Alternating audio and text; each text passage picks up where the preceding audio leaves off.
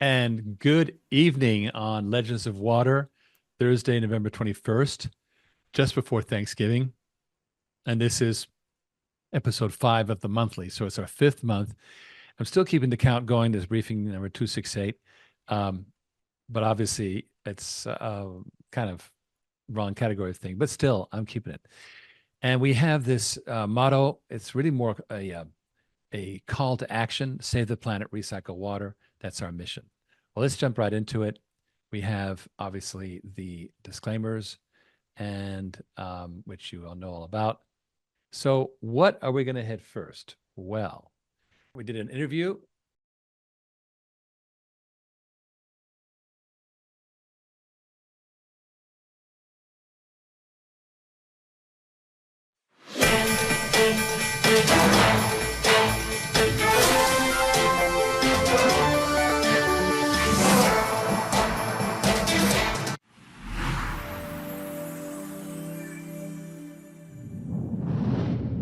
Once a government monopoly, there's a growing trend for businesses to treat and reuse sewage water on a private basis.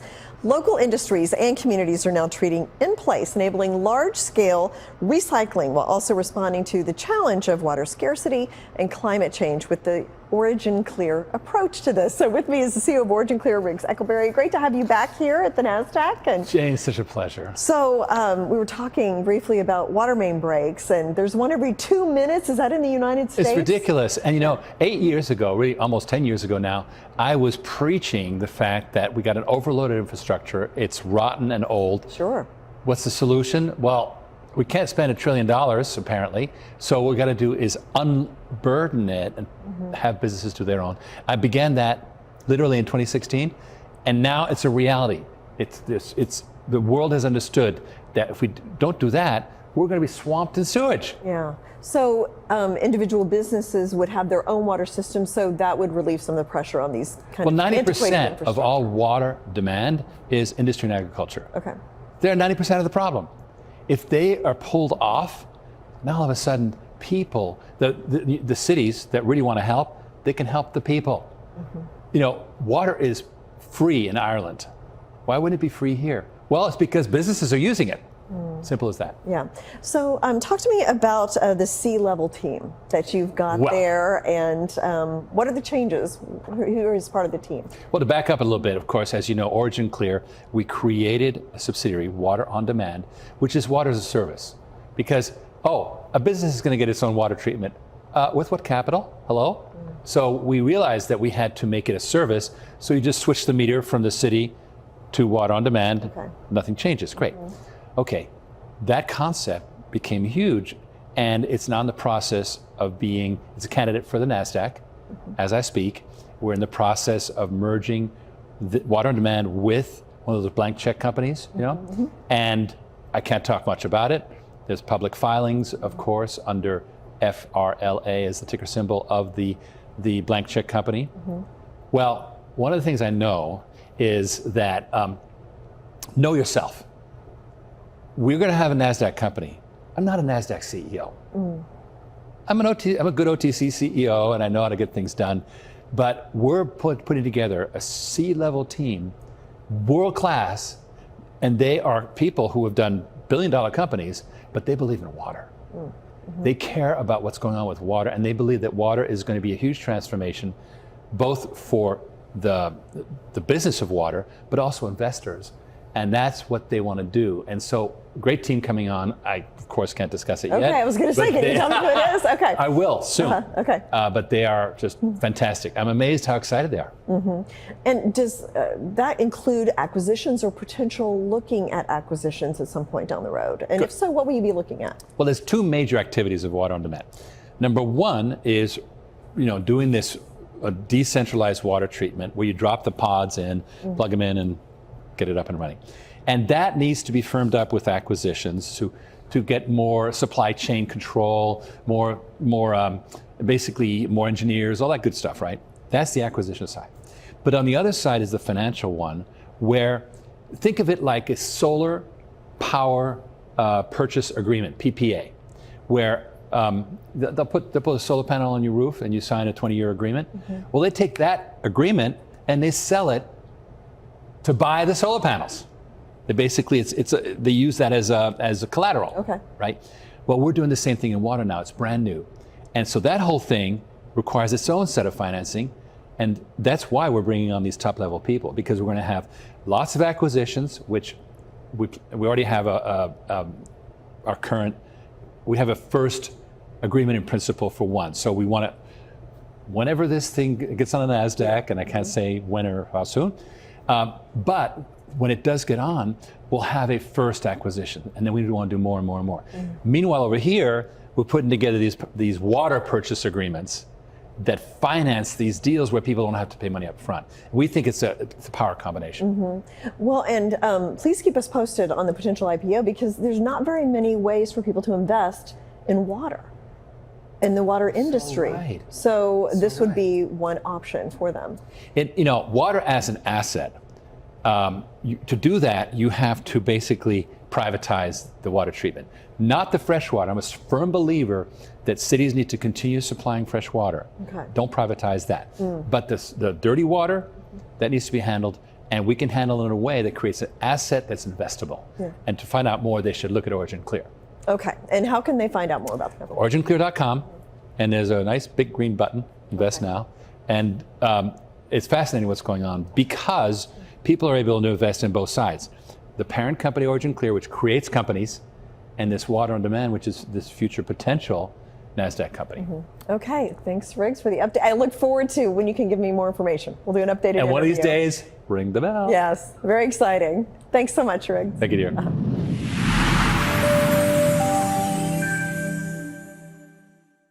Well, that was New to the Street, which appeared on Bloomberg Markets and on other channels as well. Really great show, and it's shot right there at the NASDAQ market site. Next up, we have the amazing Fred Wang, who has joined us, key member of the team.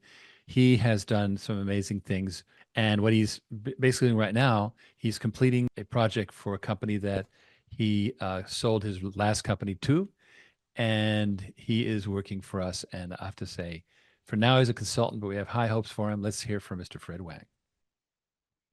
Well, I'm so proud to feature on the Legends of Water broadcast the amazing Fred Wang, who is currently a senior advisor to Water on Demand, and happy to join to help the team in spinning off Water on Demand and helping to enable the potential merger with Fortune Rise, along with any additional strategic initiatives, which I'm sure we'll get plenty of these. He's got a background of 20 plus years in corporate finance, most recently 4 years in environmental technology. Now I'm going to I want to introduce him to the group, but I just want to make it very clear that we are not able to provide any kind of material commentary on the merger process. That remains something that's private information at this time. And of course, anyone who wants to know more about it should go to the SEC website for FRLA, ticker symbol, where you'll find all the most recent information. With that, I want to welcome Fred. It's such a pleasure to have you here. The pleasure is all mine. Thanks, Riggs, for inviting me on. We've been working for a little while now, and already I have to tell you that I'm impressed with the sophistication of the ideas you're coming up with. We have a number of bifurcations, and a lot depends upon what we decide to do when, and also a lot depends on actually making decisions as opposed to just letting inertia roll us along, right? So taking control of the process and making sure we do the right moves. Already, it's been very, very useful having you on board. So what I'd like you to do, first of all, is just tell us a little thumbnail of where you came from, some of the adventures you've gone through, and your most recent experiences. Be happy to. I was born and raised in China. I came to the U.S. after college and after 4 years working as an auditor for E&Y. Really came over in the 2001. That's Ernst & Young. Ernst & Young, yes. Not everybody knows. Okay, sure. One of the big four. When I started, it was the big six. Now it merged and merged. A lot of these things have changed. But anyway, so I came here in 2001. Finished my business education with UVA, Darden Business School. Loved it until now. First job out of business school is really with Capital One on their M&A team. So did one of the largest deal I've done so far. Actually, it's my first deal there, Wow.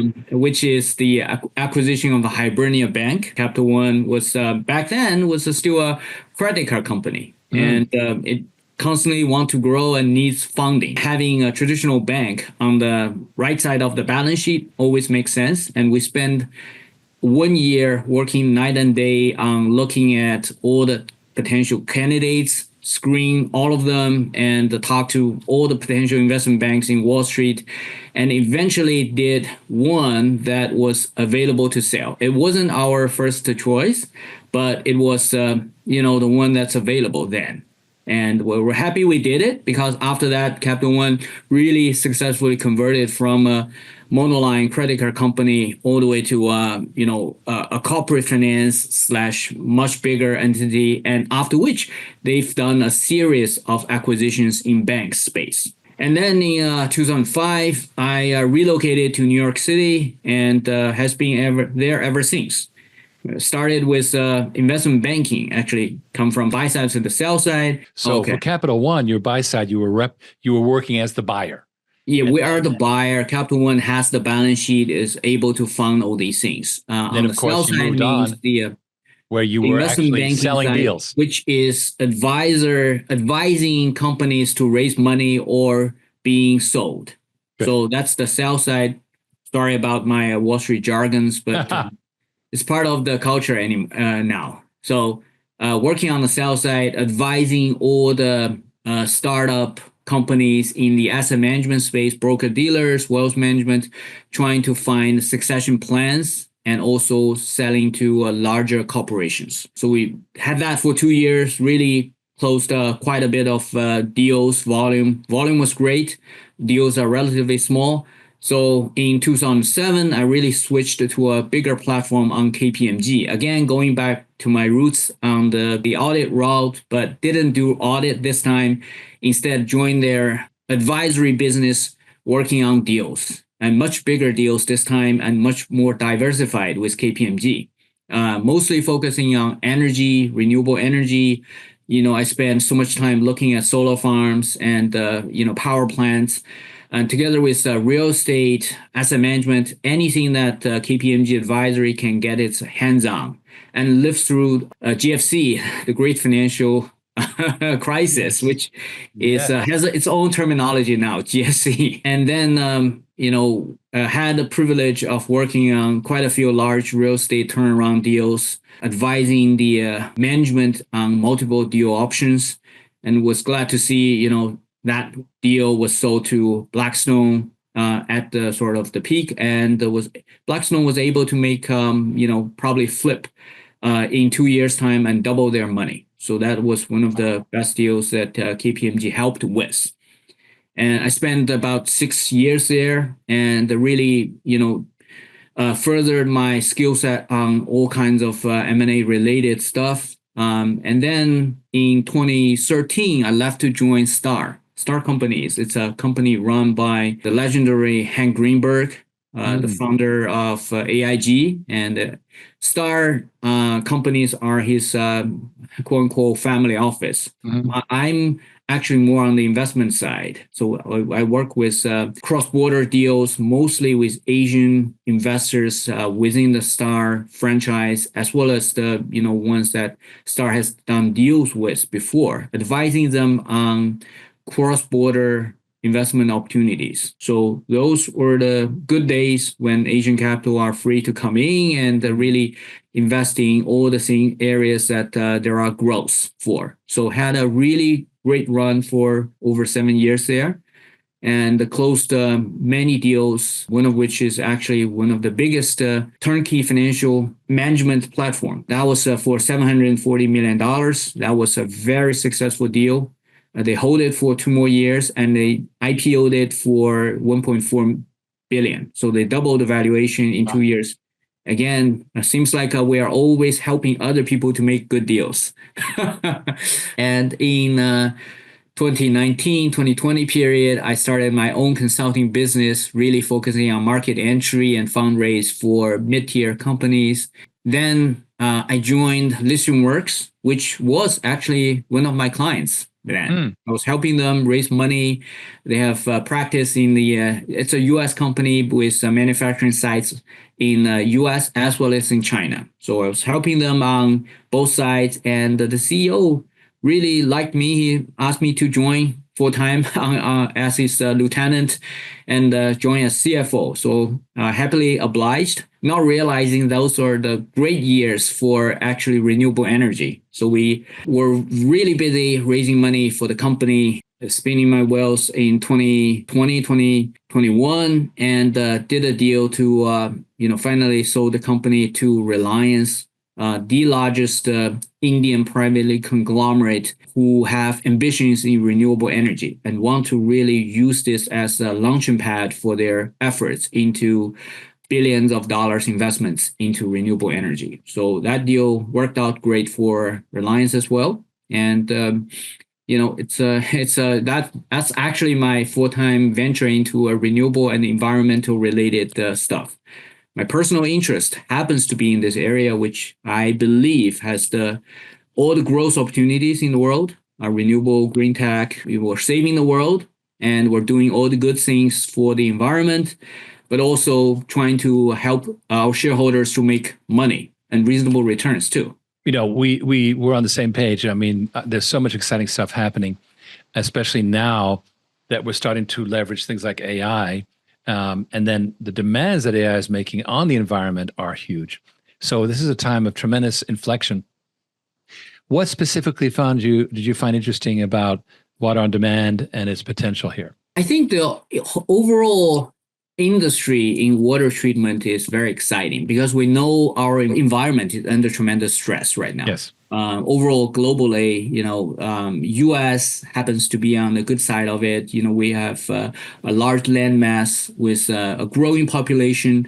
But nonetheless, if you look at all the details, especially in the southern states, some of the states where water issues has become a problem, how to conserve water, how to make sure that we do the right things to Mother Nature it's going to be a critical issue. It's already a critical issue. I think it's going to have growingly more importance in people's daily lives and impacting people. So that's why I think where we can do good, but also make decent money. The important thing, of course, is that there's a tremendous amount of other great deals, quote unquote, out there.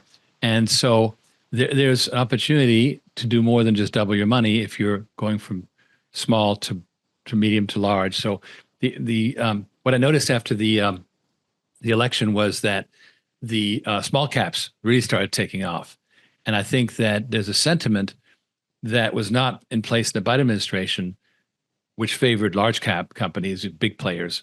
Right. There's more opportunities for the smaller players to jump in and provide absolutely essential services, as we believe we are with this water as a service, right? Yes. Yes, I think the deregulated water industry is the way to go, in my view. It's very much comparable to the renewable energy space that I'm in now, in which sense you're looking at solar farms together with the battery storage, and you almost create a grid by itself. You are removing the demand off the grid. And we all know U.S. grid is sort of old. It's underinvested. It's has a lot of problems. Whenever there's a storm, there's a rain.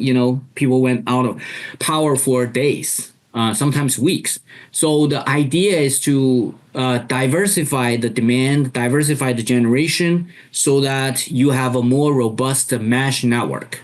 I think the same concept can be applied in the water space, whereby right now, more conventionally, the older waters are being treated centrally by the municipal government. And but going forward, each entity, real estate development, microbrewery, all the water using enterprises may need to have its own water treatment on site, which are smaller scale, but with the improvement of technology, AIs, those technology, actually the efficiency of which actually can improve, because we are designing treatment facilities that are tailor-made for that specific needs as to as opposed to aggregate all the various kinds of water into one pot and having the municipal to really treat it at whatever the rate they're treating. So I think the dissipation of water treatment is really the way to go. Well, you're so right. And it's a really good point you bring up, which is it's very, very hard to modernize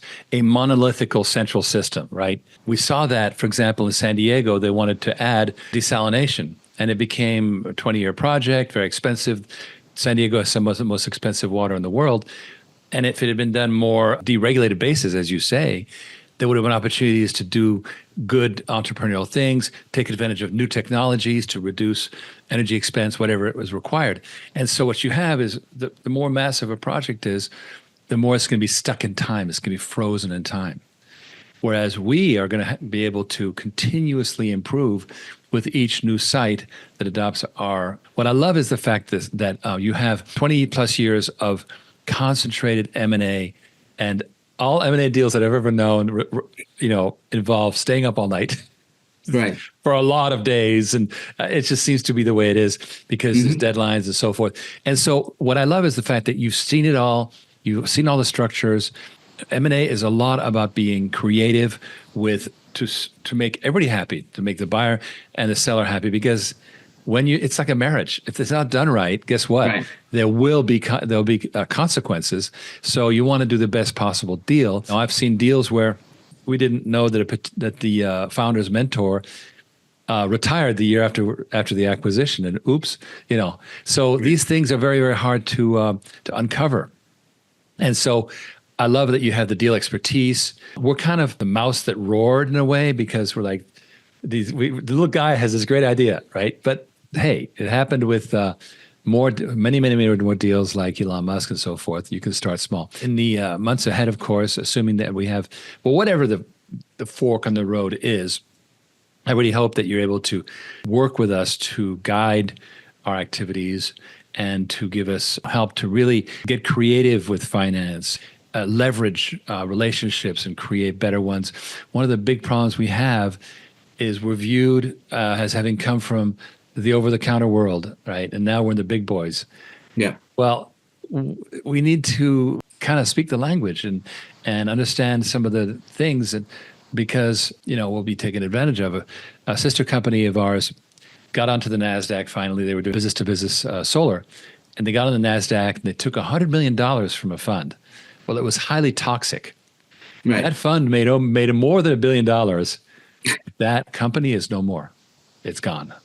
Right. And that's the danger, is you can be given money, but it can be the wrong kind of money. And Wall Street, of course, cares about itself only. So I love that you've been on both sides, buy side and sell side. And I like that you've got, frankly, when we first started talking, I like deals, Riggs. I like deals. That was very good. I do. That's the exciting part of it. Yes, I've started, the one 20 years ago, the decision I made to switch from an auditor to, M&A is because I can see that I am more excited by making transactions. Auditor job is great. It brings you into all kinds of business. You can see how things work, but it's really creating new things. Creating mergers and bringing companies to new lives that excites me. So it's the growth opportunity in M&A that really bring me on board. Well, I think we got exciting times ahead of us. And Fred, I'm so pleased that you're here working with us. Such a pleasure. Have a good evening and talk to you soon. Okay, likewise. Thanks. Bye. Well, that was a very good man that I've very much enjoyed working with the last couple of weeks as he's begun. And we have a lot of great initiatives going on. Well, okay, what is next? Well, I appeared on Richer Geek. And what's the Richer Geek got to show us? Well, let's check it out. Hey, everybody. Welcome back to another episode of the Richer Geek podcast. We have Riggs Eckelberry.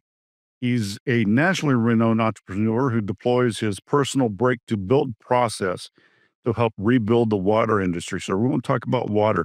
He's the founding CEO of OriginClear. He's developed innovative solutions to help pioneered the development of water stablecoins. We're going to get into that and what that is. What made you get into water? How did you get to the point where you are now doing modular water systems? Early 2000s, we launched a company that at that time called Origin Oil because algae was the original oil. It was not dinosaurs. It was algae. And had a great time. But then what happened was fracking. And all of a sudden, the cost of crude dropped below $50. And we're like, oops, we don't have a biofuel at $50. Algae can maybe get in there at 120. So rather than around any further, we decided, okay, let's pivot right now. And our technology was to pull the algae out of the water, which is microscopic. And we did the same. Said, okay, well, let's clean up the sewage with the same technology. And that's what got me into water. We renamed the company OriginClear. And in the first few years, we really focused on technology before learning that the water industry could care less about technology. They're very old school. They're like, no, we're good. You got to use those membranes. Everything's fine. And so we eventually turned to the commercial model. Like, fine, you know how to clean the water, fine, but there's better ways of distributing it. And one of the things we discovered was that the big old central utilities, the municipal utilities that were built in the early part of the 20th century are totally overloaded. They just can't handle it. And now there's an estimate out there by the Society of Civil Engineers that by 2029, we will have an annual shortfall of $430 billion a year in infrastructure costs in the US alone. Now, I'm sorry, we're throwing around billions like it's nothing, but that's still a lot of money.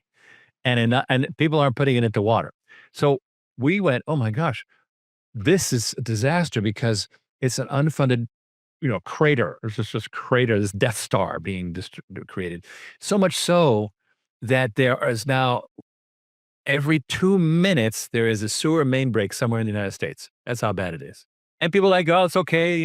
Faucet opens up and the tap, and I flush the toilet. It's all good. That is until there's a sewer main break in your backyard. Then you'll feel different about it, right? So we said, look, the easy way to do it is unload the system. Take all these 90% of all the load is industrial and agricultural. Take them off the system, have them treat their own dirty water. They broke it, they fix it, right? So this is called decentralized water, and it's a thing. And it turns out companies like it because many, many reasons, including controlling costs, but also getting out of the hair of the cities. They love it. Like, okay, good.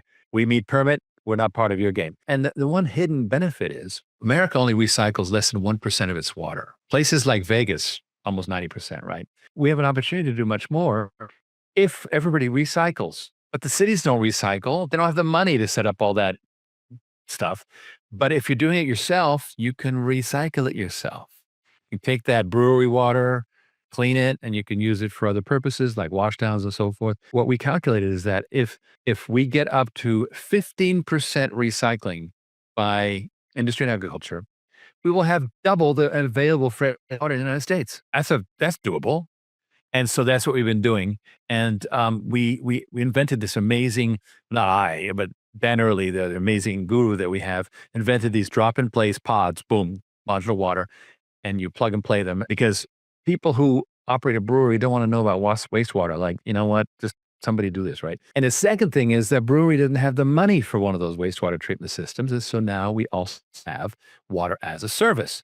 Oh, sir, here, just sign a 20 or 30-year contract, pay by the gallon. We're all happy. And now the water industry is getting that beautiful monthly recurring revenue that everybody's after.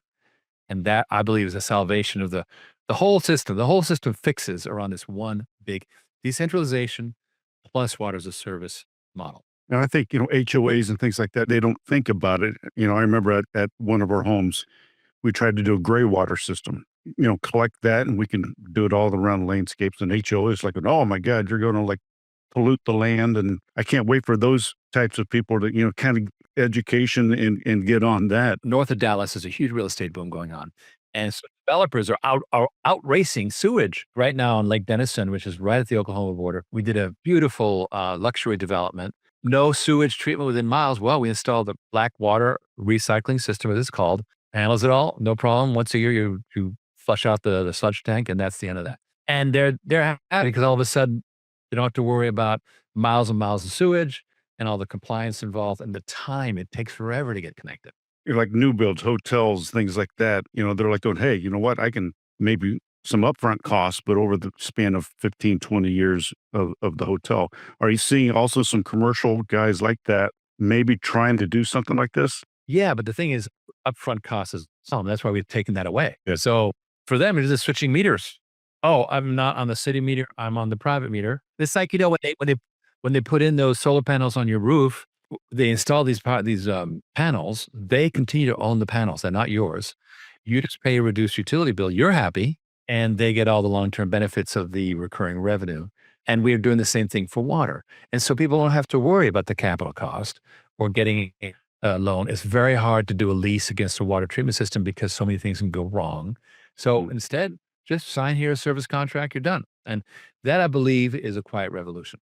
There are some places out here in Arizona where they just don't have water access, so they do truck all their water in on a weekly basis that, they're out in the desert. Well, we stay away from the fresh water. But what we can do is we can alleviate the problem of the dirty water. Look it up. You heard about forever chemicals. Those Yeah. are everywhere. Well, we got to close the loop on that and start getting that stuff out. And here's one of the things that's driving this whole do-it-yourself revolution. Companies, factories that were generating all that forever chemicals water, they thought that the city was treating it. The city wasn't. Now they're being sued for the water the city didn't treat. And they're going, well, I might as well do it myself then. I mean, if I'm getting sued anyway, then do it myself. And so there's technologies out there to do it right. Now, here's the good news. Michael, we don't need a bunch of subsidies from the government. We're fine. I think it's going to be very popular with the new administration, right? It's like, Yes. just let us do our thing, right? But it's already going well. The Texas Commission on Environmental Quality, TCEQ, has a pre-approved modular water box. We don't have to get a permitting on that. We get a trailer park and it wants a neutral system. We say, okay, it's this model, boom, it goes in. That's the end of that. Everybody's being super cooperative because the closer you get to this problem, the more you realize there's a major water in this country and we can solve it. Here's the great part. You and I are always looking for things to invest in. I'm already gnashing my teeth that I missed the Tesla boom. Yeah, I didn't, fear of missing out. I got a little bit, but I wish I had a whole lot. Well, Crypto and Tesla and we're looking for something where we will be early. Well, water is that asset. So we are busy bringing in regular investors like you and me to invest in this water decentralization, the water as a service, and they share in the outcomes. And now they're sort of early on, and it hasn't already become Airbnbs. It hasn't been done, right? And so if you are interested in getting involved with this as a royalty generating asset, that'll help change the world, just OriginClear.com and check us out. Can you invest now or do you have to wait till there's an IPO? How does that work? OriginClear has been a public company for a long time, and it's a simple private placement that gives you both stock in the public company plus stock in this new company that we're working to get on the NASDAQ. And you get a profit share on the operations of the water equipment that goes out there. So that's an ongoing royalty. Even after you sell your shares in OriginClear, you still keep the royalty going. So you get that royalty forever. So that's a very simple model. Some people say, oh, it's expensive money going to the everyday investor. That may be so, but what I like is the ability to move fast. I can learn new things and try new things very quickly. And then once it scales up, of course, you take it to Wall Street. It's all proven out. Hey, it's just like a power purchase agreement, but we've done the heavy lifting with our founding investors.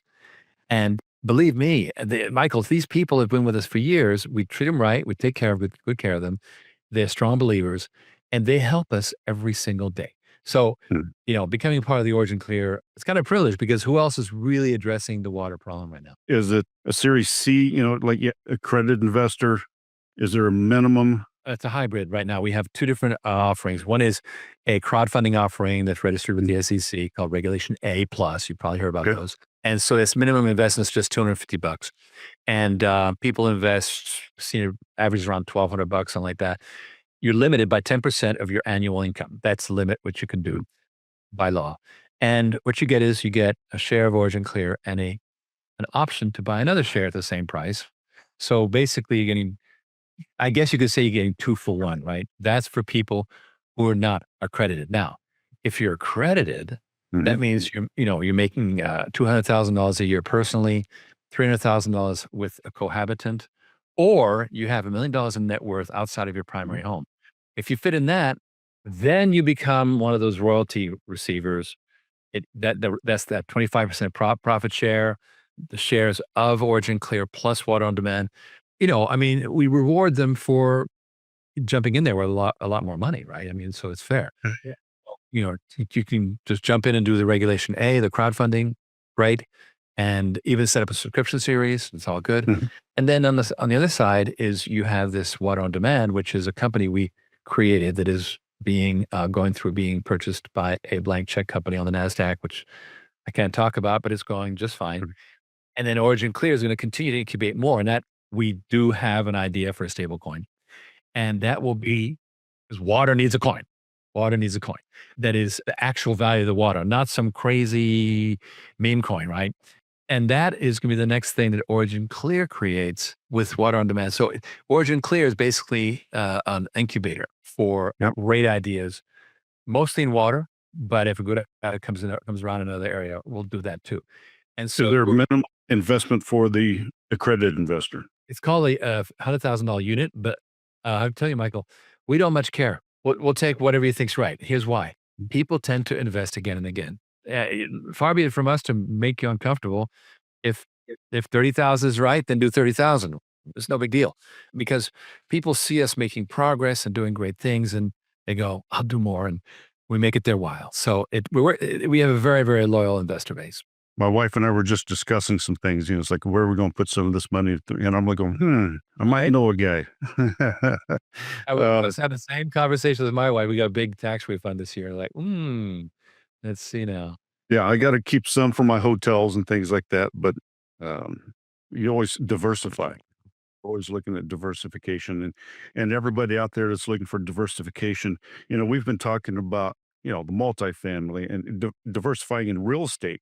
Sure. But how about the most critical part, other than the land, is the water? A lot of people in California and Arizona, 'cause that's all of our legislation right now is talking about. It's like the 100-year supply, or what are we doing? It's a disaster, and they don't know where Yeah. to find it. We can, the Colorado only gives us so much money, so much water a year, right? Yeah, I mean and there's lawsuits with that. It's like California wants more water from the Colorado. We want some, and how about Colorado where it's at? And that's just crazy out here. And it's not being recycled. Hello? And it's not being because my HOA won't let me. Uh, Exactly. but I think that touches the heart, ladies and gentlemen. There's two types. If you want to do the crowdsourcing, you want to do a more of a syndication, or a Reg C, private placement. Do that. What else? What did I miss? Okay, so what's very important to know is that we are just one small company. So we're not gonna redo all the water systems in America or the world, right? So what we're doing is we're really focusing on the financial layer, and then we want to democratize it and make it available to water companies.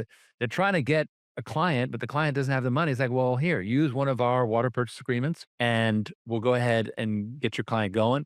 And so what we want to do, we want to harness the entire water industry, give them a better way to offer water treatment without money up front, without capital, and the investors are the ones who benefit. I think that's a big trend, and by not being greedy, by not trying to do it all ourselves, they should use our technology. But even so, just look, it's a financial deal. Get it out there and eventually go international. We want to get a financial partner in Dubai, Singapore, Tokyo, London, and let them do the same thing we're doing in partnership. I'm a strong believer in, what you might call the network effect, which is as you each node that you add to the network geometrically increases the value of the network. So you go boop, boop, boop, boop, boop, boop, boop, boop. Mhm. That's what we want to do here to make a real transformation, and it will directly affect the health of humans right now. And I think this current administration is going to love it. Fantastic.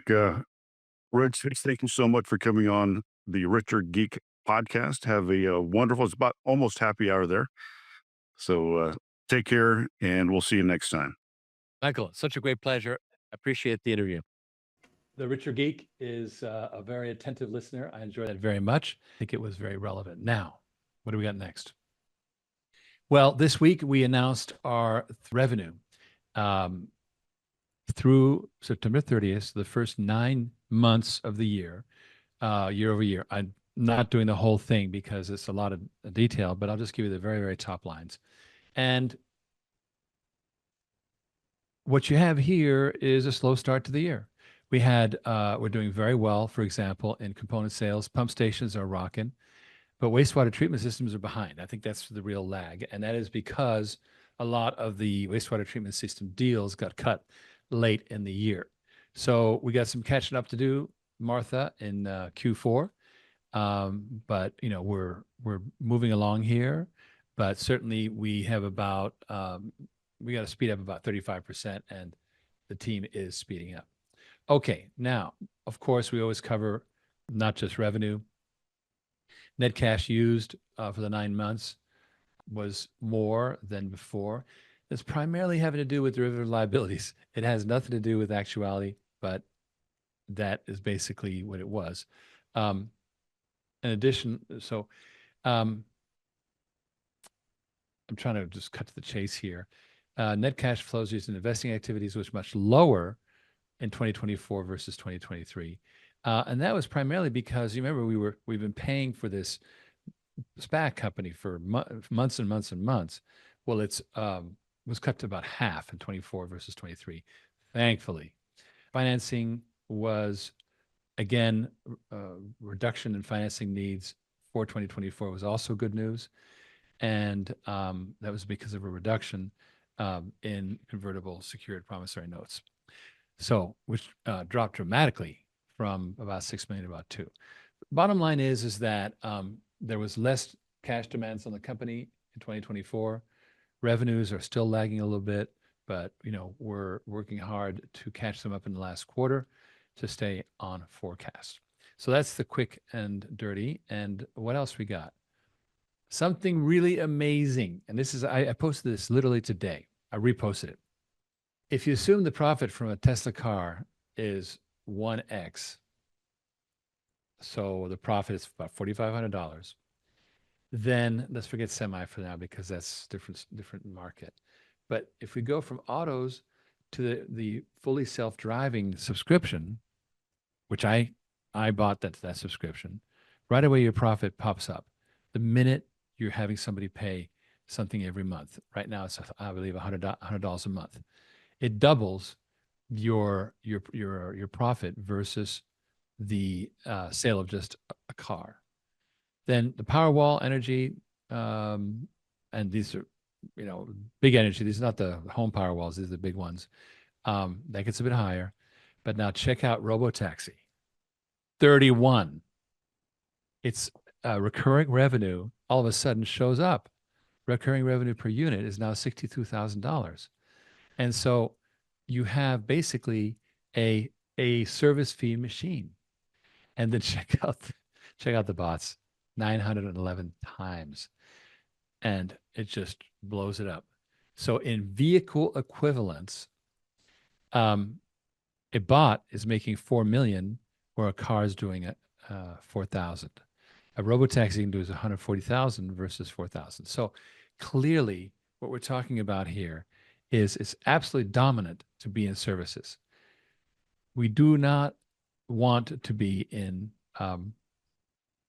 selling cars, i.e. selling water systems. Now, notice that Tesla's not going to stop selling cars just because they're doing robotaxi. Why would they stop? It provides them a platform to develop new technology. People for a long time are going to want to own a car, all that stuff. And so they're going to keep selling cars.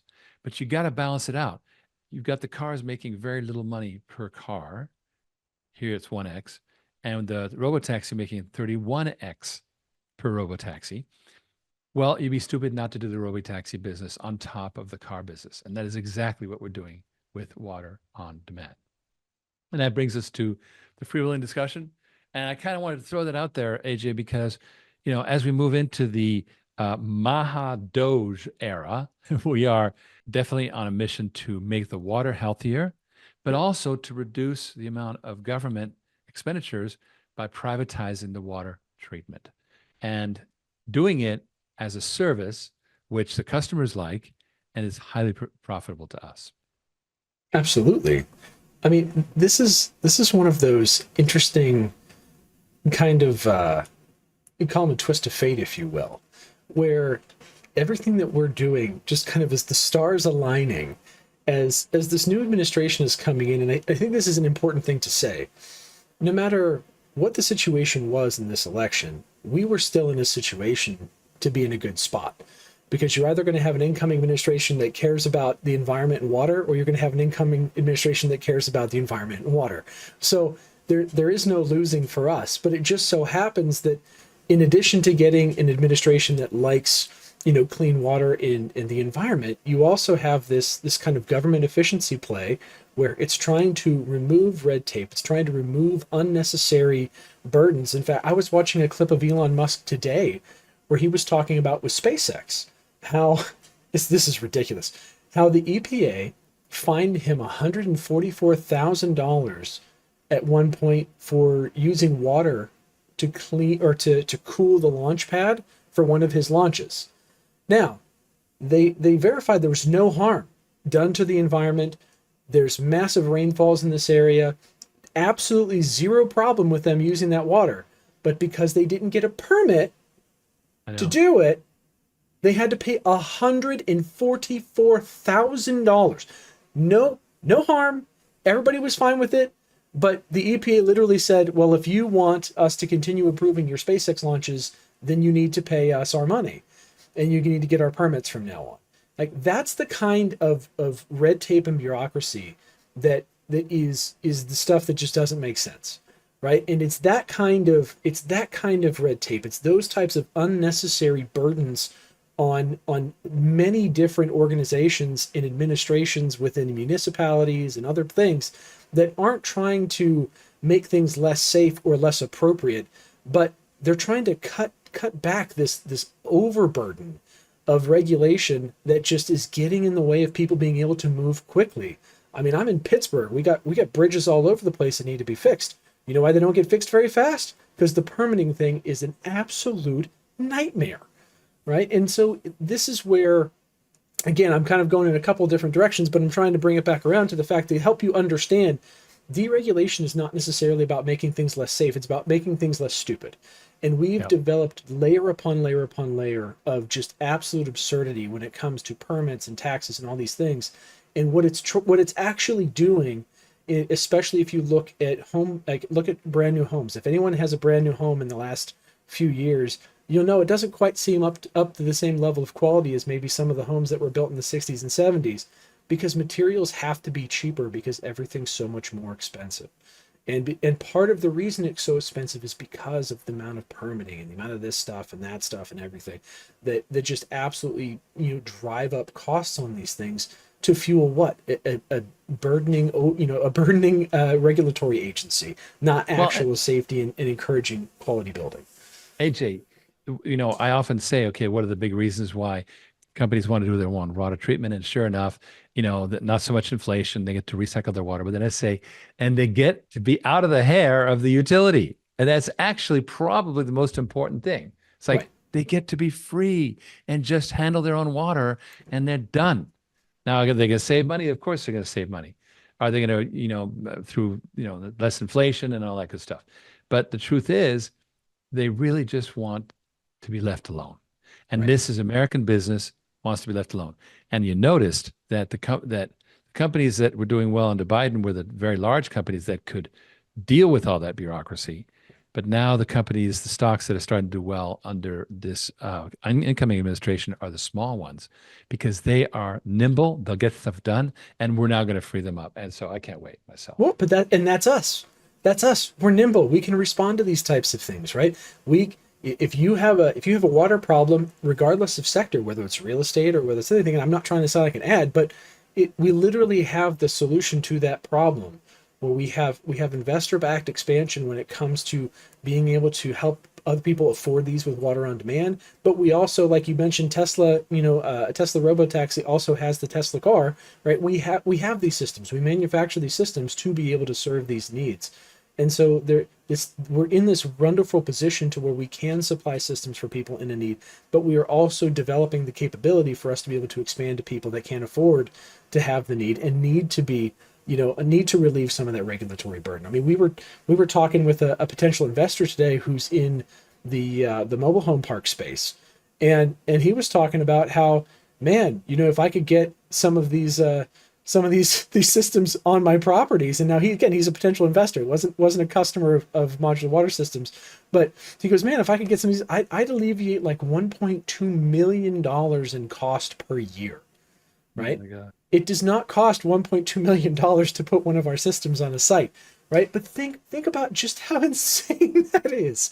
$1.2 million worth of overhead that he has having to ship his dirty water other places for his mobile home parks. And that kind of regulatory overburden, or that type of waste management cost, even if you don't want to call it a regulatory one, think about the quality of life of that mobile home park, about all the other things that probably need attention, right? Think about all of the different things for the tenants, or roads, or all of these other areas of owning real estate and managing a community that you need to be able to take care of effectively. How much more attention can we give to those things by reducing that burden on the waterfront?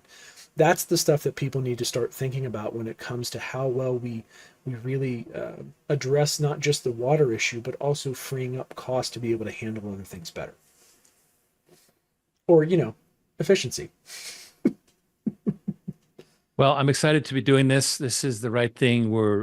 There's a whole bunch of my friends that made a lot of money in energy switching people from big utilities to alternative providers, and they've made hundreds of millions of dollars. We are in the water switching business, and it's time for people to start switching out of the water utilities, and that is an exciting time. You can't just switch it over. You gotta put the water system physically in the business. But other than that, it's the same thing, and it's just as exciting, if probably more so. Well, it's exciting because we're not trailblazers in a sense. This has happened in different industries over time. As the technology gets better and gets smaller, it improves and people switch. I mean, look at telecom, right? Ken always talks about what cell phone did to telecom. But it so aptly applies where everyone was stuck on a landline. I was actually just talking with a guy in our call center today, Alex. Hi, Alex. And he was like, I'm trying to call this guy, but he's probably in this location because he has an area code from someplace. And I was like, well, that's not necessarily a thing now. People used to switch their numbers when they would move, because you would literally move to a new home phone, so you would get a new home phone number.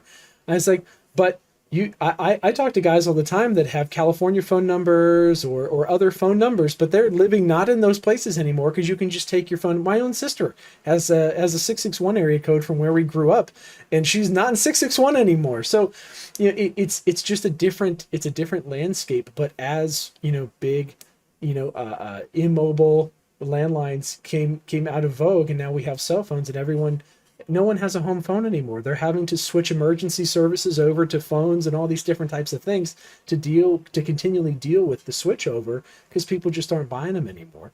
It's the same thing with water. It's the same thing with energy. It's the same thing with a lot of industries, and we're right at the forefront of it. We are the forefront, and people are recognizing it. Ken Berenger has a lot to brief you. He's traveling a lot these days, so please book a call with him. You will learn a lot if you do. And with that, I am going to wish you a good evening, AJ, but also a heck of a great Thanksgiving together, and all Absolutely. of you. We will have a good time, and I hope that we will all come back refreshed and complete the wonderful merger. I've, again, not been able to say very much about this merger, but all I can say is, well, what I can tell you is that we have a process that is ongoing, that is moving along, and that we fully expect will result in the merger, and that we will finally get it done.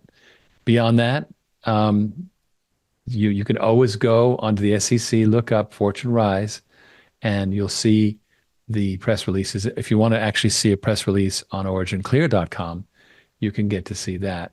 And OriginClear under announcements has the story about what's happening. So take a look and give us a call. We'd love to talk to you. Absolutely. In fact, if you're here right now, you can click on the View Investor presentation and you can listen to Ken's briefing literally right now. Go do it. You don't even have to wait. You can just do it now. It's a great time. Thank you all and have a great night and happy Thanksgiving. Happy Thanksgiving. See you, everybody.